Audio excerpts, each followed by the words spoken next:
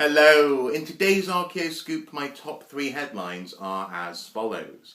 Headline number 1 comes from a site called Khirbet Qeiyafa, to the west of Jerusalem in Israel in the Middle East, where in recent days and hours, as news story has been making waves across the globe really, the suggestion has been made by researchers from the Hebrew University of Jerusalem that they have found a palace of King David.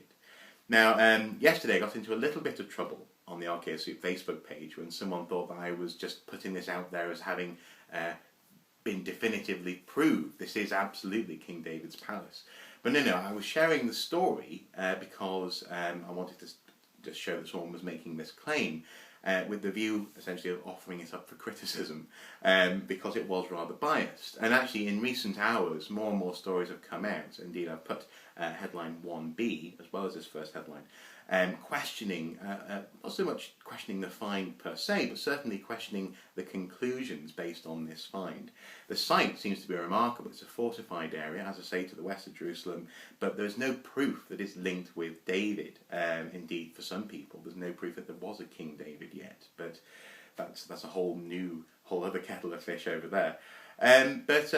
Tensions to one side and the agenda of some researchers to one side. This is a fascinating find and I look forward to hearing more about it. If it does happen to be linked with someone called David, great. If not, it's still a wonderful find. So anyway, if you want to read more about that and indeed get those two perspectives on the story, check out headlines number 1 and headline number 1b.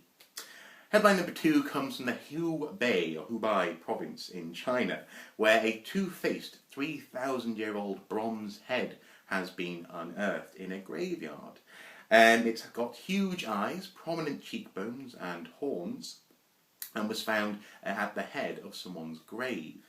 It comes from the early Western Zhou dynasty and represents a rather rare artistic motif. Certainly from this time period. Other examples are known from later on, but this is a fascinating find and again well worth keeping an eye on. Headline number 3 comes from Vogelherd Cave in Germany, where a mammoth ivory artifact has finally been completed. Back in 1931, researchers found what they believed to be a bear or a rhinoceros carved in mammoth ivory. But research this year, 2013, has finally found the bit that goes on the front, essentially the head, and has confirmed that this is not a bear or a rhino, but rather a lion. So, and I ain't lying about that, no. But anyway, so it's a great find, and it's wonderful to see this object complete. So there you go, 40,000 years old. Wonderful. So that's headline number 3. For those news stories and all the other news stories in the past couple of days, check out, as ever, the links in the video information. They're there for your delectation and delight. And as ever, there's a whole range of news and interesting tidbits for you. In particular, I quite like, it's not necessarily archaeology, but it is sort of recent artifactual history, and that is the restoration of an ice cream bike with a lovely pun in the headline, but I won't spoil that for you. Check it out. So there you go.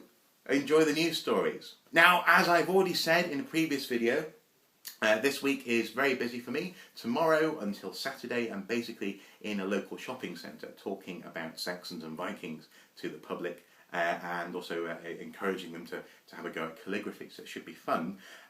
But it does mean that I won't be necessarily publishing as many videos as I'd like to.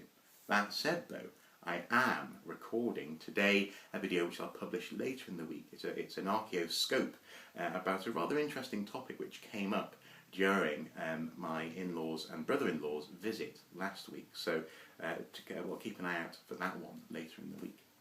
So there you go. If you do want to keep up to date with news while I am busy in the shopping centre in North Shields, all you need to do is check out the Archaeo Soup Twitter feed, which is the little blue bird on the YouTube channel homepage. Click on that. You don't have to be a member of Twitter to see it, and you can click on the news stories, which will be being updated as ever on a daily basis.